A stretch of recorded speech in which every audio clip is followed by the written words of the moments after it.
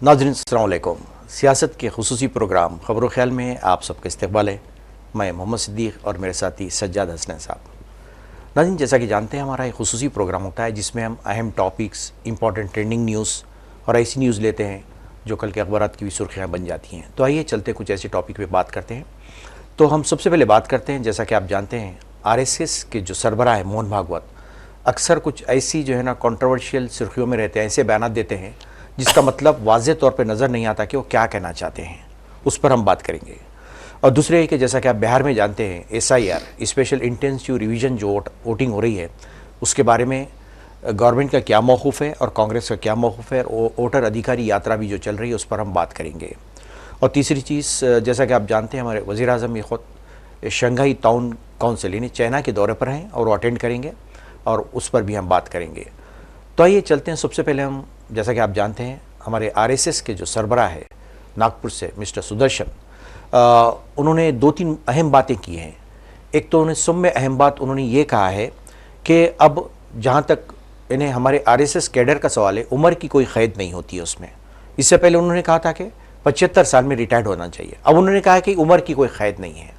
तो ये इस किस्म की जो बयान जो बदलते रहते हैं, तो अच्छा, फिर उन्होंने वहीं पे वाज़ेह तौर पर कर दिया है कि नहीं, मेरा इशारा कोई मोदी या प्राइम मिनिस्टर की तरफ नहीं है, सियासत से नहीं जोड़ना चाहिए। मगर इस पे जो है ना, तो इससे इनडायरेक्टली ये इशारा मिलता है कि जो है ना, चाहे तो प्राइम मिनिस्टर को भी इन्हें उनकी जो है ना, इन्हें ताहयात भी वो जो है ना प्राइम मिनिस्टर बन सकते हैं। इसका मतलब साफ जाहिर है जो है ना। फिर उन्होंने दूसरी और एक कंट्रोवर्शियल बात क्या कही कि हम जो है ना बिल्कुल हमारे जो कारकुन हैं वो लोग काशी मथुरा वगैरह के जो हालात हैं उसमें इन्वॉल्व नहीं होंगे, लेकिन अगर चाहे तो इन्वॉल्व हो सकते हैं। फिर साथ में उन्होंने ये भी कहा कि जहाँ तक हिंदू मुस्लिम का ताल्लुक़ है, ये मिलते जुलते आए, ये जो है ना हमेशा मिलजुल के काम करना चाहिए। तो सज्जाद साहब, मैं ये सबसे पहले पूछना चाहता हूँ कि अक्सर ये जो बयान देते हैं ये इन्हें डुअल मीनिंग, 2 मीनिंग रखते हैं। जब ये एक बात कहते हैं फिर उसकी दूसरी तरफ इन्हें अपोजिट बात भी कह देते हैं, यानी इससे वाज़ेह समझ में नहीं आता कि आखिर ये कहना चाहते हैं, इंटेंशन क्या है इनका। जी बिल्कुल, देखिए दिल्ली में एक जो है तकरीब थी जी, 100 साल RSS के 100 साल जी 100 साल RSS के 100 साल की तकमील के मौके पे जो है दिल्ली में एक जश्न या फिर एक फंक्शन मुनक्किद किया गया था। इसमें सवाल जवाब सेशन भी था, जिसमें ये कहा गया था कि वो तकरीब थी असल में RSS वालों की, RSS ही के लोग जो है उस फंक्शन में मौजूद थे और वो सेशन था सवाल जवाब का। तो उसमें लोगों ने मतलब एक लोगों ने सवाल जवाब किए। तो पहला सवाल यही था, जैसा कि आपने कहा कि जब नागपुर में 100 साला जश्न मनाया गया था RSS का, तो उस वक्त इन्होंने कहा था, एक आध हफ्ते पुरानी बात है गालिबन, RSS सरबराह जो है मोहन भागवत ने कहा था कि 75 साल बाद जो है लोगों को अपना पद छोड़ देना चाहिए, दूसरे को मौका देना चाहिए। बहुत वाज़ेह उनकी तकरीर थी। उन्होंने कहा था कि शाल उड़ा के, फूल पहना के, गर्मजोशी से उनको विदा कर देना चाहिए और उनको बोलना चाहिए कि आप कुर्सी खाली करो, दूसरों को मौका दो। ये खुल के वाज़ेह अल्फाज में उन्होंने ये बात कही थी, जिसके बाद जो है एक पूरे मुल्क में एक हलचल मच गई थी और कहा गया था कि मोदी 17 जो है सितंबर को 75 साल के हो रहे हैं, तो क्या उन्होंने, उनका इशारा मोदी की तरफ था या उनका इशारा खुद की तरफ था? वो भी 75 साल के हो रहे हैं, मोहन भागवत भी, तो उनका इशारा खुद की तरफ था या मोदी की तरफ था? बहरहाल दोनों की तरफ था। तो इस पर बड़ी जो है बड़ी हंगामे हुए, बहुत जो है बीजेपी में भी कहा जा रहा है कि एक खलबली मच गई बीजेपी के अंदर भी। जाहिर बात है अंदर बहुत सारे लोग हैं जो है अमित शाह मोदी ग्रुप से बेजार हैं, वो चाह रहे हैं कि इनको हटाया जाए। बहुत सीनियर लोग भी हैं बीजेपी के अंदर भी जो है, बहुत सीनियर लोग भी हैं, राजनाथ सिंह हैं, नितिन गडकरी हैं और भी जो है लोग हैं। तो जाहिर बात है कि वो लोग भी चाहते होंगे, 10 साल तो आपने प्राइम मिनिस्टरशिप कर ली, तो आप क्यों जो है ये परंपरा बनाई है आपने कि जो है मैं मरते दम तक मैं वज़ीर आज़म रहूँगा। ये आप कहते हैं कि परिवारवाद नहीं है, तो परिवारवाद नहीं है आपके पार्टी में, बीजेपी में परिवारवाद नहीं है, तो आप छोड़िए, दूसरों के लिए गद्दी छोड़िए। तो बहरहाल जो है वहाँ पे भी जो है पार्टी में भी सुगबुगाहट जिसको कहा जाता है, जिसको बेचैनी कहा जाता है, जिसको एक तरह का जो है चेमी गोइयों के नाम पे कहा जाता है, वो होने लगी थी जी। चेमी गोइयाँ वहाँ पे भी होने लगी थी।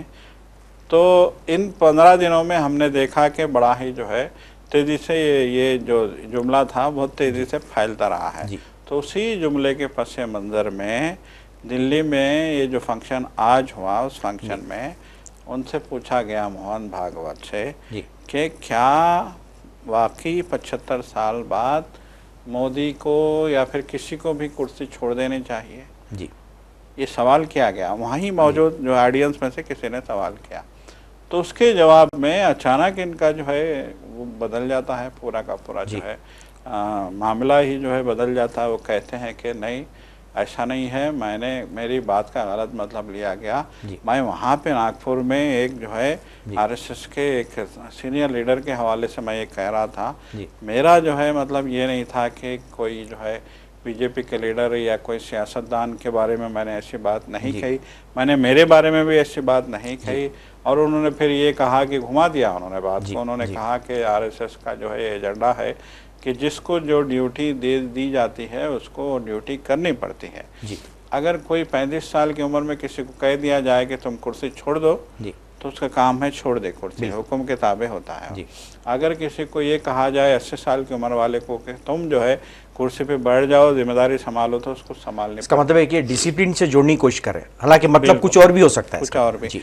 बाज़ाब्ता उन्होंने 35 साल और 80 साल का जिक्र किया, तो आप इससे अंदाज़ा लगा सकते हैं जी कि वो 80 साल का जो जिक्र हुआ है यहाँ पे, ये या तो मोदी एंड कंपनी का प्रेशर हम कह सकते हैं, बिल्कुल हो सकता है जी हाँ, क्योंकि ये लोग हुकूमत चला रहे हैं, इनकी फंडिंग से जो है पार्टी चल रही है, करोड़ों रुपया जो है आरएसएस को भी जो मजबूती मिली है बीजेपी के इख्तिदार में आने के बाद ही मिली है। आज आरएसएस पूरे मुल्क में चारों तरफ कोनों में, गांव-गांव में अगर आरएसएस दिख रही है, आरएसएस के कार्यकर्ता दिख रहे हैं, तो पैसे की ताकत है, वरना आम आदमी क्यों आएगा आपके साथ, सीधी सी बात है। तो ये जो है ये अब आरएसएस को भी शायद उन्होंने धमकी दी होगी, हो सकता है, दरे पर्दा क्या हुआ ये हम तो नहीं जानते। तो वहाँ से भी जो है कोई जो है इशारा मिला होगा, इसीलिए उन्होंने आज वाज़ेह अल्फाज में कहा कि मेरा मतलब कोई सियासतदान की तरफ इशारा नहीं था, मेरा मोदी की तरफ कोई इशारा नहीं था, मैंने सिर्फ एक बात कही कि आरएसएस में डिसिप्लिन है कि 35 साल में भी आपको कहेंगे कि आप छोड़ दो तो आप छोड़ देंगे, 80 साल में आपको कहेंगे कि आप ये संभालो पद तो आप संभालेंगे, कुर्सी संभालेंगे, गद्दी संभालेंगे।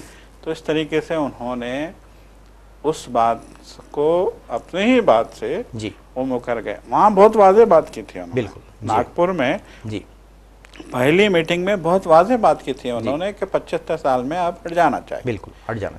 और आज वो कह रहे हैं कि नहीं ऐसा नहीं है, हमारा एक उसूल है, हम 80 साल के आदमी को भी कहेंगे कि आपको जिम्मेदारी संभालनी है तो संभालना पड़ेगा। तो इस तरह का उनका लबो लहजा था। यकीनन ये एक जो है अहम नुक्ता जो आपने उठाया। इसके अलावा जो है अब तो उन्होंने टाई फिश वाली कहानी कर दी है, उन्होंने कर दिया है कि मोदी की मर्जी जब तक चाहे हम इख्तियार में। वही मतलब इन्हें अगर आप कैलकुलेशन करें मैथमेटिकली, इन्हें 75 और 5 मिला दीजिए 80 हो गए, 80 हो गए, बिल्कुल वही है। तो आप इशारा बस खत्म जो है इनडायरेक्टली जो है मियाद मुकम्मल कीजिए उनका। फिर वो 80 कंप्लीट होने के बाद बोलेंगे अगर वो सेहतमंद है तो कोई बात नहीं, उम्र भर जो है ना वो गद्दी संभाल के रख सकते हैं। ये अजीबो गरीब जो है ना, क्योंकि सारी दुनिया जानती है कि बीजेपी का ये जो है ना, ये बैकग्राउंड का जो है ना, इनका जो भी सरकमस्टेंस यहीं से पैदाइश हुई है, उनको मेंटर्स है लोग जो है ना, कंप्लीटली मेंटर्स हैं। तो इनका बयान उनके लिए बहुत अहमियत की हामिल है, अहमियत का हामिल था। जब आरएसएस के सरबराह ने बोल दिया तो लोगों में ये जो है यकीन हो गया था लोगों को कि अब मोदी को जाना पड़ेगा, क्योंकि जाहिर बात है, आपने कहा मेंटर है तो आरएसएस जो है सरपरस्त है, बिल्कुल बीजेपी उसकी एक शाख है, एक सियासी शाख है, उनका अपना एजेंडा, उनका अपना नजरिया, उनका अपना 100 साल तक जो कोशिश करते आ रहे हैं। तो बहरहाल जो कुछ भी हो, बहरहाल आरएसएस के सरबराह ने ये आज जो है ये वादे कर दिया दिल्ली में बैठ के कि मैं मोदी को मैंने नहीं बोला है, बिल्कुल मोदी को नहीं बोला। और फिर जैसा कि आपने दूसरा अहम नुक्ता उठाया है कि अभी चल रही है ज्ञान वापी मस्जिद की तहरीक, काशी मथुरा ज्ञान वापी काशी जो ईदगाह है, मथुरा की ईदगाह है, और ज्ञान वापी मस्जिद है काशी की। तो ये दोनों जो है बहुत ही एक एक हम ये कह सकते हैं सेंसिटिव, बिल्कुल एकदम कि सेंसिटिव हसास जो है जी। मुद्दे हैं। लेकिन बाबरी मस्जिद को जो है तहरीक मिली थी, जी जो है उस ज़माने में उस बाबरी मस्जिद के मसले से जी जिस तरीके से पूरे इंडिया में जो है एक इनकलाब लाया गया था, बिल्कुल बिल्कुल या फिर लोगों के जहन बदले गए थे, या लोगों के जहनों में नफ़रत के बीज बोए गए थे, जी या लोगों जी को जो है लोगों में नफ़रत पैदा की गई थी बाबरी मस्जिद के से, जी मस्जिद से नफ़रत पैदा की गई थी। अब ज्ञानवापी मस्जिद और जो है मथुरा की ईदगाह के हवाले से लोगों में वो जज्बात नज़र नहीं नहीं है, आते। बिल्कुल नहीं है जनाब। जी हाँ, ना तो मुसलमान कोई रिस्पांस दे ना रहे हिंदू हैं, कोई जो है ना बराबर ना आगे बढ़ रहा हिंदू। है। जी इवन आप जो है काशी और मथुरा में जाएंगे, आप बनारस और मथुरा में जाएंगे तो वहाँ भी आपको लोग जो है जी कोई दिलचस्पी लेते नजर नहीं बिल्कुल आएंगे बिल्कुल लोग जी। जो है इस मामले क्योंकि पे। उनको मालूम था, पॉलिटिकली मोटिवेटेड था इससे जी पहले कि बिल्कुल ये जो है ना जी। क्या करेंगे लोग जाना। तो उन्होंने यही कहा कि भाई अब क्या ज़िंदगी भर आप मस्जिदें ढूंढते रहोगे।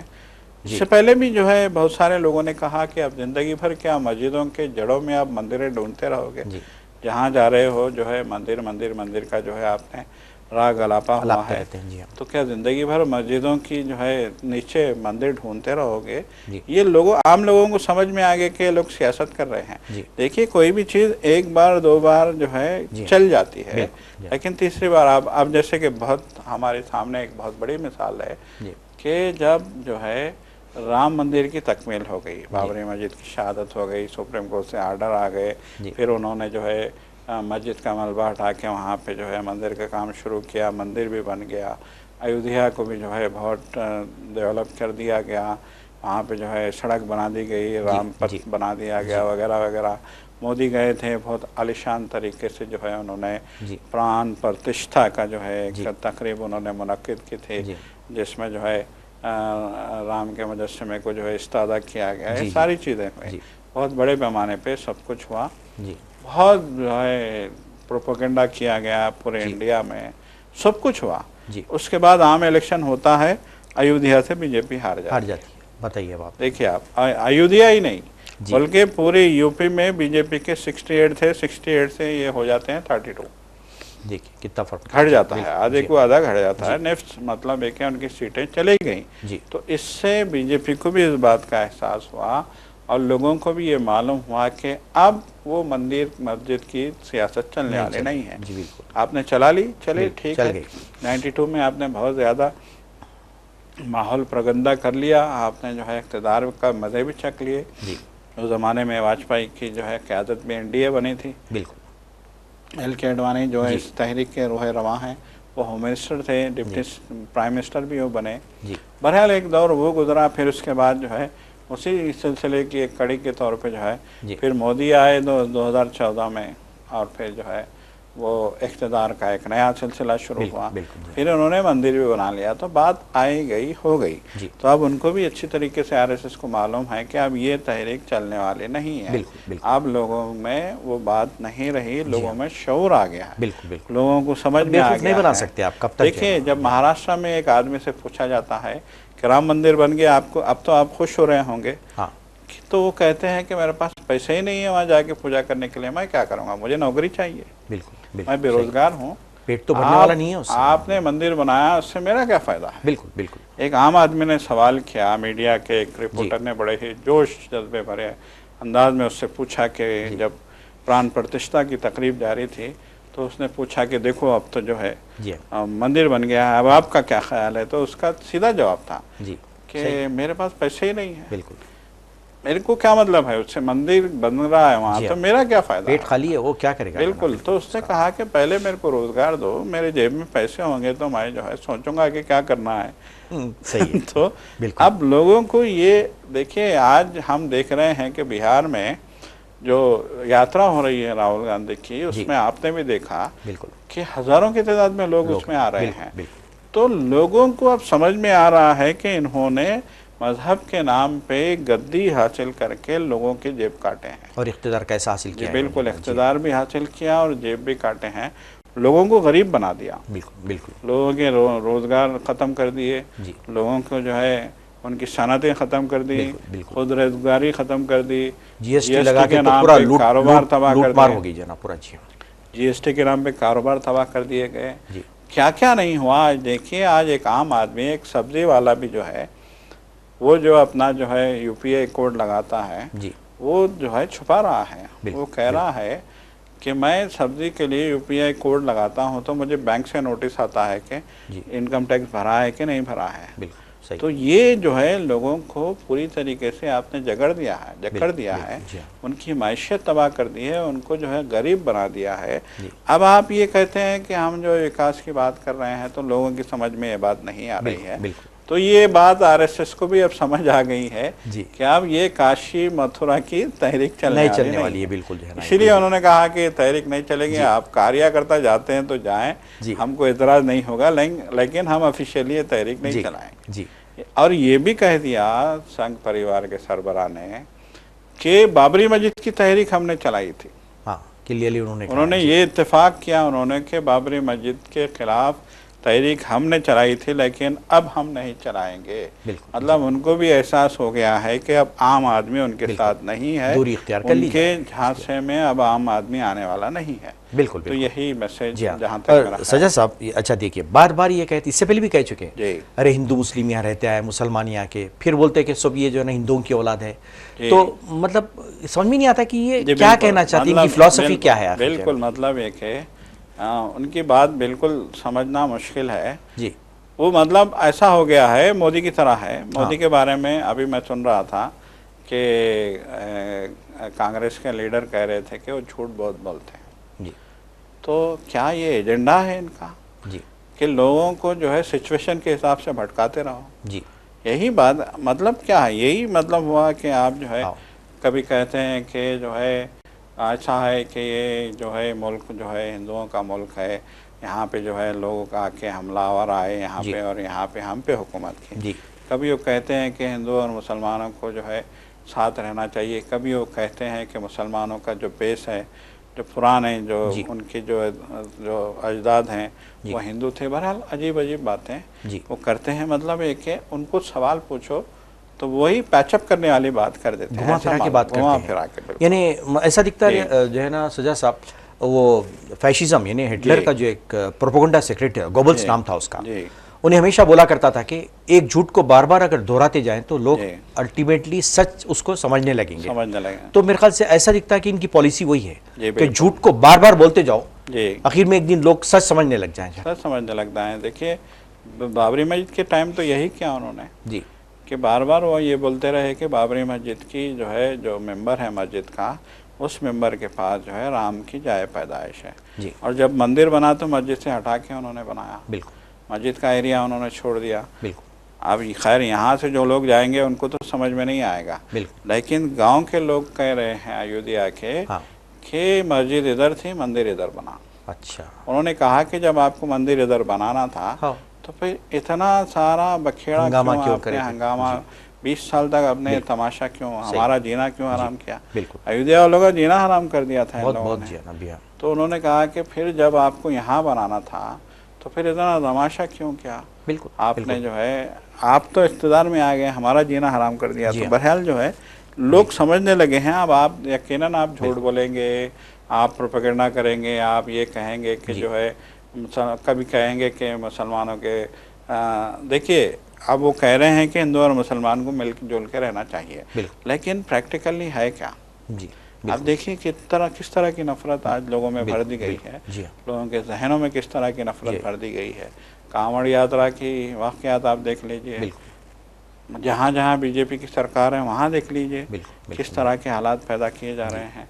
नमाज पढ़ने वालों को नफरत से देखा जा रहा है, जी, अजानें बंद कराई जा रही हैं, बिल्कुल, कहा जा रहा है कि अजान की आवाज़ नहीं आनी चाहिए। जी, मस्जिदों पे जो है हमले हो रहे हैं, बिल्कुल जी हाँ। मस्जिदों को खुल्लम खुल्ला बिल्कुल जो है खुल्लम ना खुल्ला चल रहा है जी, इस्लामोफोबिया जी। हर तरफ जारी हर है जो है ना, तरफ जी हाँ। आपने पूरा माहौल जो है इस्लाम के खिलाफ बना दिया इस मुल्क का। जी, अब आप कह रहे हैं कि नहीं हमको मिलजुल के रहना चाहिए, जी, तो ये बात समझ में आने वाली नहीं है। इसको हम दोगली पॉलिसी ही के तनाजुर में देखें। बिल्कुल देख सकते हैं, सच कहा आपने।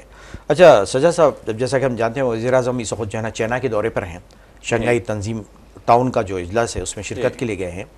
तो अब ऐसे टाइम पे जबकि अमेरिका से दूरी हो चुकी है हमारी, तो अब इससे ये लोग क्या फ़ायदा उठाएंगे बताइए? मतलब एक जाके वहाँ पर चाइना, नो डाउट चाइना भी इनको बोलेगा कि तुम करीब आ जाओ हमारे, रशिया हम सब मिल के उसको दूर करेंगे, तो मजीद और दूरियां हो जाएंगी क्या इन हिंदुस्तान और अमेरिका में? यकीनन देखिए अमेरिका में अब जैसे कि मैं आज ही देख रहा था कि जो ट्रम्प के मुशीरान हैं वहाँ पे जी, वो लोग जो है मोदी के जो एक्टिविटीज़ को तशवीश की निगाह से देख रहे हैं जी। इससे कोई इनकार नहीं है कि जापान जो है अमेरिकी लॉबी का हिस्सा है। बिल्कुल बिल्कुल। मोदी जापान गए, वहाँ पे जो है सरबराह इजलास हो रहा था जी। उस इजलास में शिरकत के लिए गए, टेक्नोलॉजी पे उन्होंने बात की और उन्होंने कहा कि जो है हम जापान की टेक्नोलॉजी इस्तेमाल करेंगे, हमारा मैन पावर हाथ हमारे होंगे, टेक्नोलॉजी जापान की होगी और ये हम जो है तरक्की के नए रास्ता चुनेंगे।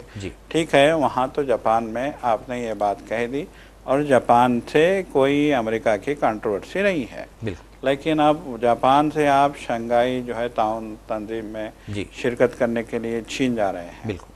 तो शंघाई ताउन तंजीम में शिरकत के लिए आप चीन जा रहे हैं, तो अब यहाँ ये देखा जा रहा है कि शंघाई ताउन तंजीम का जो शंघाई कोऑपरेटिव जो है ऑर्गेनाइजेशन है उसका मेन मुद्दा ये है कि ये टैरिफ की जो वार है इस वार में अमेरिका को कैसे हराया जाए।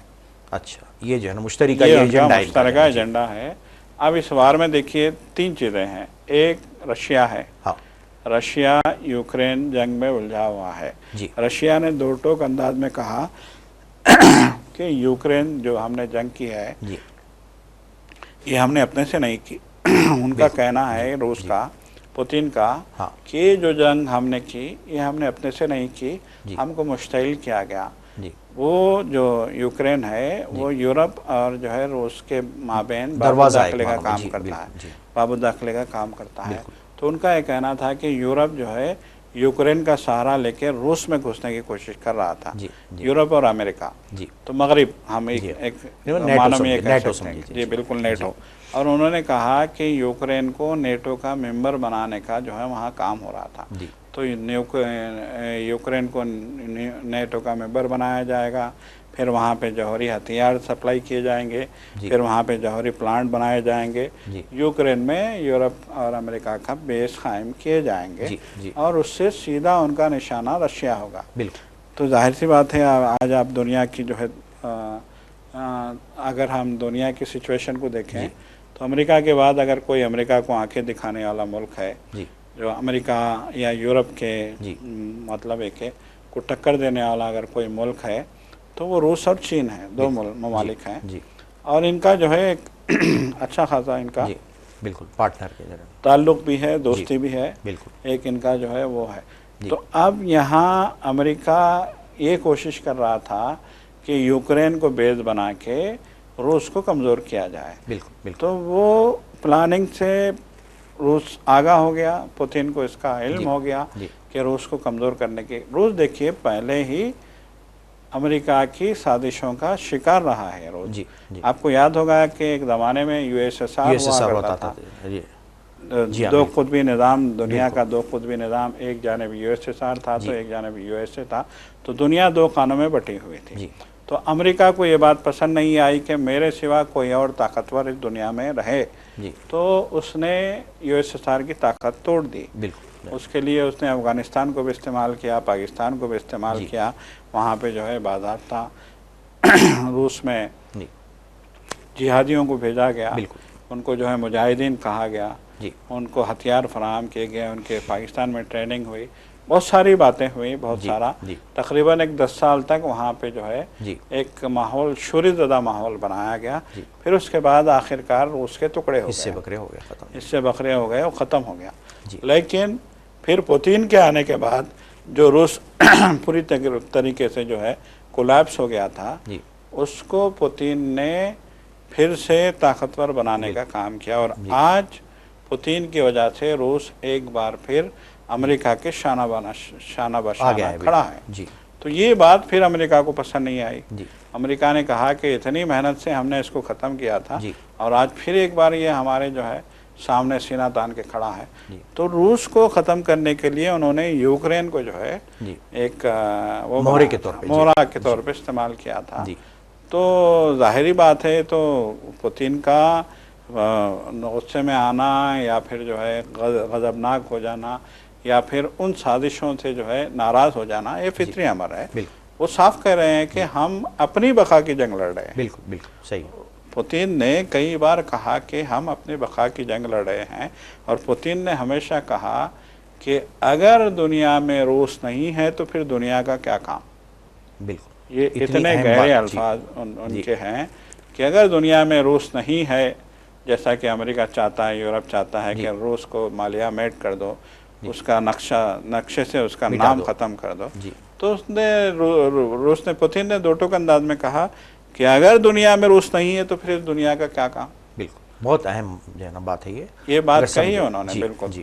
तो बहरहाल इसी जो है पस मंज़र में वो कमज़ोर हुए थे, लेकिन इस जंग में उन्होंने जो है चीन को अपनी तरफ जो है मजबूती से अपना साथी बना लिया है।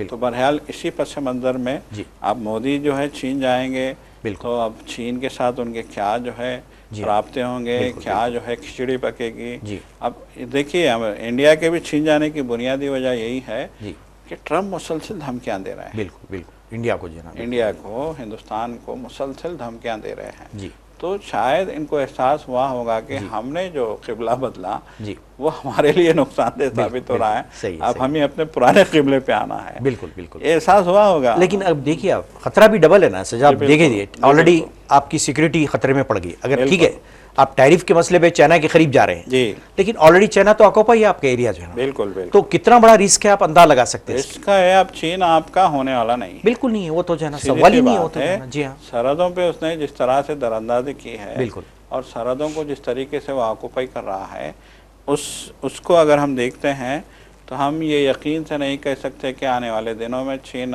इंडिया का दोस्त बन के रहेगा। बिल्कुल, क्योंकि जिस तरीके से कलाबाजी खाई थी मोदी एंड कंपनी ने, मोदी के वज़ीर आज़म बनने के बाद उन्होंने अपने आप को अमेरिका और इजराइल का दोस्त बताया था। तो इन्होंने कलाबाजी खाई थी, इनके अपने नज़रियात हैं।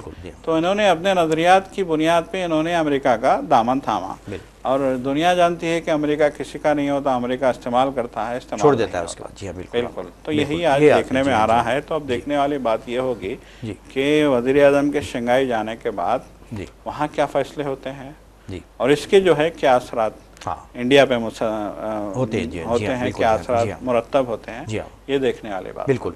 नाज़रीन, जैसा कि आप जानते हैं, हमारे जो वज़ीर दाखिला है, ख़ासतौर पे इवन मोदी भी, ये लोग बार बार ये राग अलापते रहते हैं कि बांग्लादेशी इन्फिल्ट्रेटर दाखिल हो रहे हैं हिंदुस्तान में। तो सब में बड़ा सवाल पैदा होता है कि भाई ये किसकी जिम्मेदारी है रोकना, बॉर्डर पे रोकना किसकी जिम्मेदारी है। अगर इन्फिल्ट्रेशन हो रहा है, बांग्लादेशी घुस के आ रहे हैं, तो ये जिम्मेदारी किसकी है? वज़ारत दाखिला की तो जिम्मेदारी है। तो इस सिलसिले में बार बार ये आसाम में भी वही आलाप रहे हैं अपने जो है ना सेम नारे को। तो अब वो उसके जवाब में जो टीएमसी के रुकने पार्लियामेंट है, वो जो फायर ब्रांड स्पीकर भी हम बोल सकते हैं, उन्होंने क्लियर कह दिया है कि ये कब तक बोलते रहेंगे ऐसा, तुमको रिजाइन दे देना चाहिए। बल्कि उन्होंने यहाँ तक कह दिया है कि तुम्हारी मुंडी काट के जो है ना उसके वज़ीर आज़म के दफ्तर पे जो है टेबल पे रख देना चाहिए।